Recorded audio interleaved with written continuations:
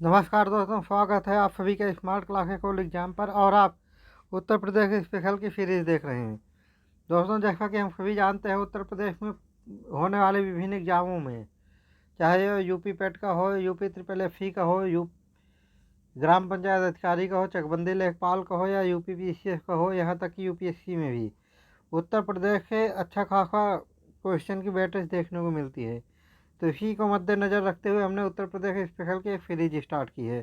तो सीरीज में आज के क्रम में आज का पॉइंट है, टॉपिक है उत्तर प्रदेश की भाषा बोलियाँ, उत्तर प्रदेश के प्रमुख व्यक्तित्व, शिक्षा से संबंधित महत्वपूर्ण तथ्य, पत्र पत्रिकाएँ, विज्ञान प्रौद्योगिकी एवं पर्यावरण।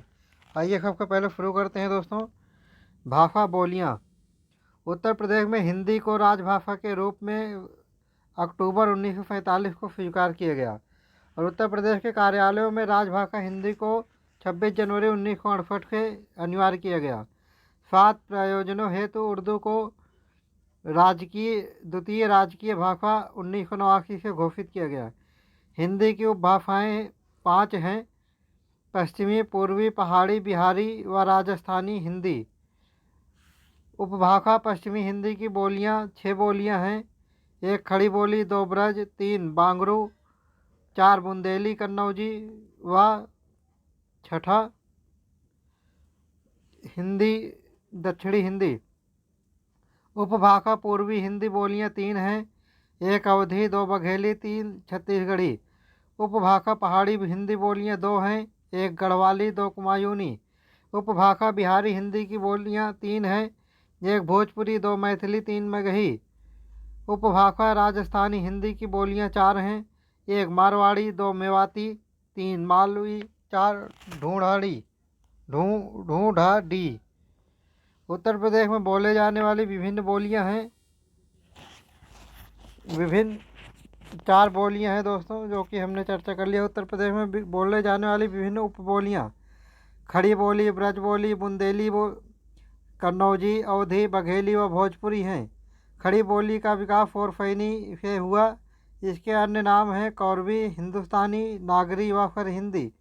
वर्तमान साहित्य की हिंदी सामान्य हिंदी और उर्दू आधारित है। खड़ी बोली पर खड़ी बोली का क्षेत्र है पूर्वी दिल्ली, मेरठ, बागपत, मुजफ्फरनगर, शामली, सहारनपुर, गाजियाबाद, हापुड़, गौतम बुद्ध नगर, बुलंदशहर, बिजनौर, अमरोहा, मुरादाबाद, संभल व रामपुर।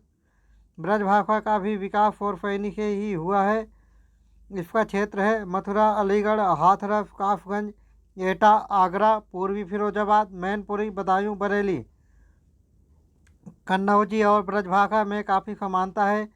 इसका क्षेत्र है कन्नौज, इटावा, औरैया, फर्रुखाबाद, शाहजहाँपुर, हरदोई, पीलीभीत, कानपुर देहात, कानपुर नगर। अवधी का विकास अर्धमागधी से हुआ है। इसकी उपबोलियाँ हैं बैकवाड़ी, मिर्जापुरी व बनौधी। अवधी का क्षेत्र है फैजाबाद, गोंडा, बलरामपुर, श्रावस्ती, बहराइच, लखीमपुर खीरी, सीतापुर, लखनऊ, बाराबंकी, उन्नाव, रायबरेली, अमेठी, सुल्तानपुर, प्रतापगढ़, फतेहपुर, कौशाम्बी, प्रयागराज, मिर्ज़ापुर, अंशतः यानी कि मिर्ज़ापुर के कुछ क्षेत्र में। भोजपुरी का विकास अर्धमागधी से हुआ है। इसका मुख्य केंद्र भोजपुर, बिहार है। उत्तर प्रदेश में सबसे अधिक लोगों द्वारा बोली जाने वाली उपबोली भोजपुरी है। इसका क्षेत्र है मिर्ज़ापुर, चंदौली, संत रविदास नगर, वाराणसी, जौनपुर, गाजीपुर, मऊ, बलिया, आजमगढ़, अंबेडकर नगर, देवरिया, कुशीनगर, गोरखपुर, महाराजगंज, संत कबीर नगर, सिद्धार्थ नगर। बुंदेली का विकास फोरफैनी अपभ्रंश से हुआ है। इसका क्षेत्र है झांसी, ललितपुर, जालौन, हमीरपुर, महोबा, बांदा, चित्रकूट। बघेली का विकास अर्धमागधी अपभ्रंश से हुआ है। इसका मुख्य केंद्र है रीवा, मध्य प्रदेश। उत्तर प्रदेश में सबसे कम लोगों द्वारा बोली जाने वाली उपबोली बघेली का क्षेत्र है बांदा, चित्रकूट, प्रयागराज, मिर्ज़ापुर तथा सोनभद्र के मध्य प्रदेश से लगे हुए कुछ भाग। नेक्स्ट पॉइंट की चर्चा करते हैं दोस्तों। उत्तर प्रदेश के प्रमुख व्यक्तित्व। अकबर कालीन प्रसिद्ध विद्वान शेख फैजी का जन्म आगरा में हुआ। मिर्ज़ा गालिब का जन्म भी आगरा में हुआ। नाना साहब के बचपन का नाम गोविंद था, लेकिन परिवार वाले इन्हें धोधो पंत कहते थे। तात्या टोपे के बचपन का नाम रामचंद्र था। इनका पालन पोषण लक्ष्मीबाई के साथ बिठूर में हुआ। रानी लक्ष्मीबाई का जन्म भदैनी अफ्फी वाराणसी। बचपन का नाम मनु व मणिकर्णिका। पालन पोषण बिठूर कानपुर में हुआ। पिता का नाम नाना साहब मोरोपंत व पति का नाम गंगाधर था। उनके बाबा उनको छबीली नाम से पुकारते थे। पंडित राम प्रसाद बिस्मिल का जन्म शाहजहाँपुर में हुआ था, लेकिन उन्हें काकोरी केस के तहत फांसी हुई थी। गोरखपुर जेल में चंद्रशेखर आज़ाद का जन्म मध्य प्रदेश में हुआ था, लेकिन ये मूल निवासी उन्नाव के थे।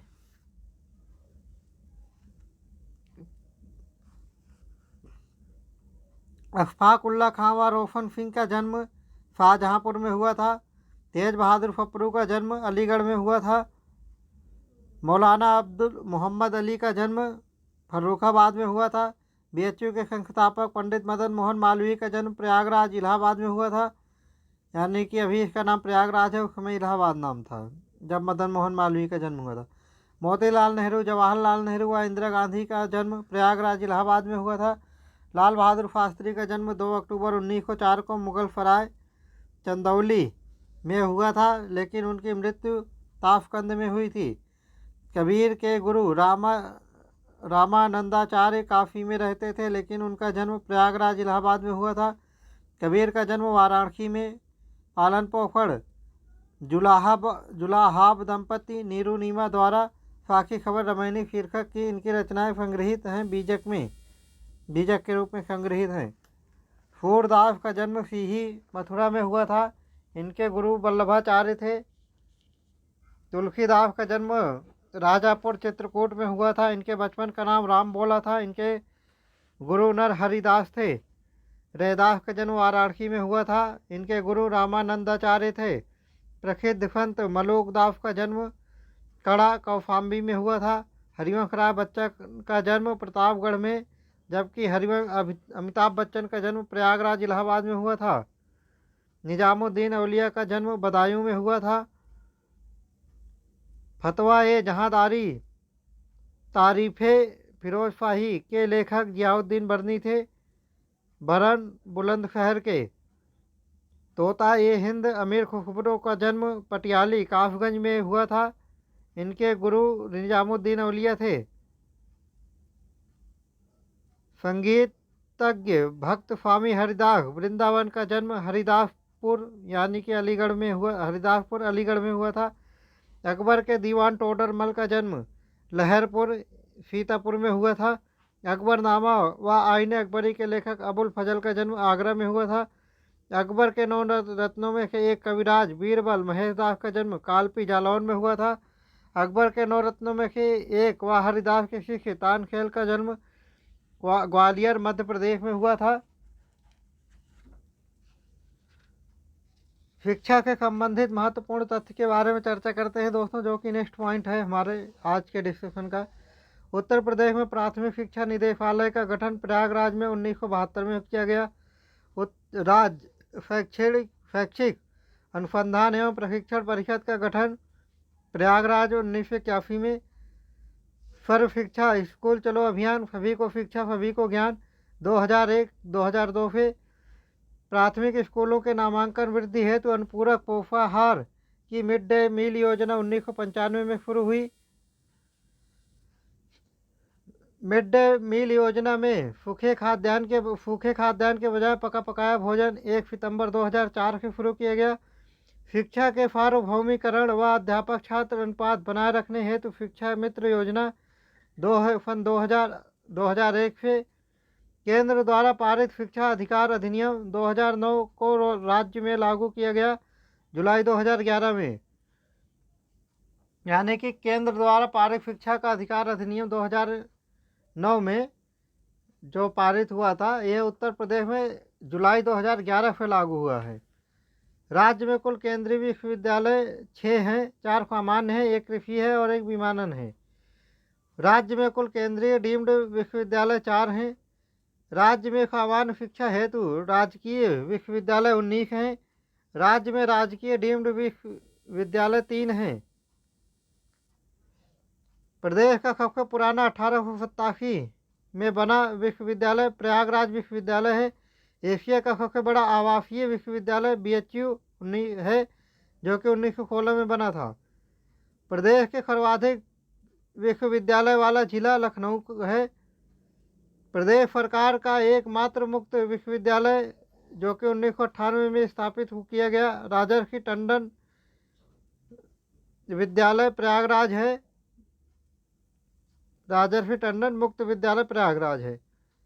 प्रदेश में दिव्यांग विश्वविद्यालय 2 हैं, एक लखनऊ व दूसरा चित्रकूट में है। प्रदेश राज्य सरकार का एकमात्र दिव्यांग विश्वविद्यालय लखनऊ में है, 2009 में स्थापित किया गया।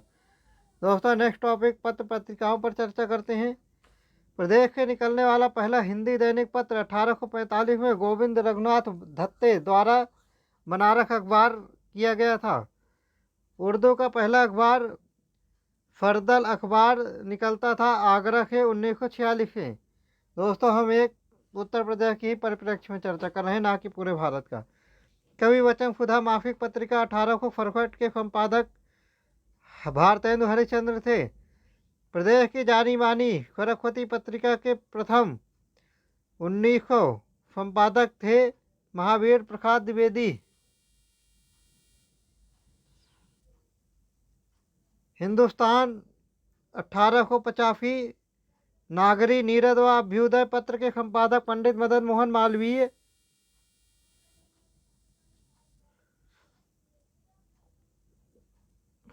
कानपुर से निकलने वाली प्रसिद्ध पत्रिका प्रताप 1910 के संपादक थे गणेश शंकर विद्यार्थी।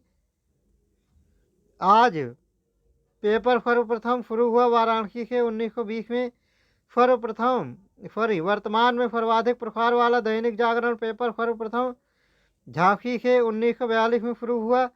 उजाला हिंदी दैनिक सर्वप्रथम शुरू हुआ आगरा से 1948 में। बालवाड़ी द्वैमासिक व साहित्य भारती त्रैमासिक उत्तर प्रदेश हिंदी संस्थान से निकलता है। वाराणसी में प्रतिवर्ष अखिल भारतीय व्यास समारोह का आयोजन उत्तर प्रदेश संस्कृत संस्थान करता है। खबरनाम मासिक व अकादमी त्रैमासिक उत्तर प्रदेश उर्दू संस्थान से निकलता था।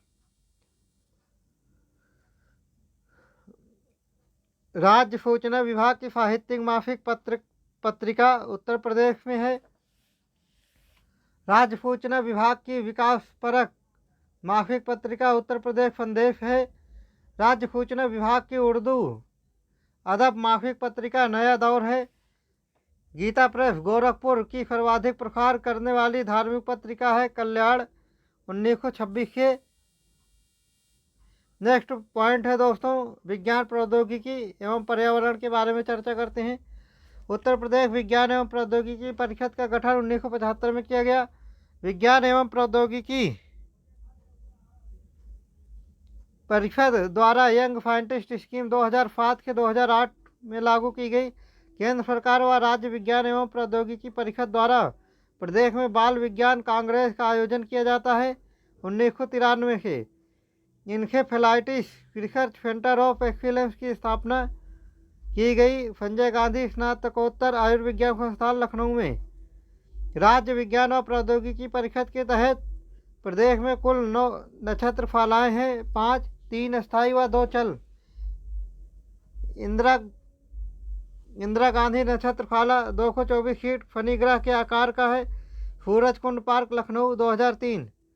वीर बहादुर सिंह नक्षत्रशाला 400 फीट प्रदेश का सबसे बड़ा। रामगढ़ परियो गोरखपुर 2009। आर्यभट्ट नक्षत्रशाला लेजर तकनीक पर देश में प्रथम। पूर्व नाम अंबेडकर नक्षत्रशाला रामपुर में है 2012 के। प्रदेश में मोबाइल नक्षत्रशालाएँ 2 हैं। जवाहरलाल नक्षत्रशाला आनंद भवन में ट्रस्टी नियंत्रण प्रयागराज। सुदूर संवेदन उपयोग केंद्र की स्थापना की गई है लखनऊ में 1982 में। विज्ञान के क्षेत्र में राज्य सरकार का सबसे बड़ा पुरस्कार है विज्ञान गौरव सम्मान। नई जैव प्रौद्योगिकी नीति प्रख्यापित की गई है 2014 में। लखनऊ को जैव प्रौद्योगिकी नगर घोषित किया गया 2002 में।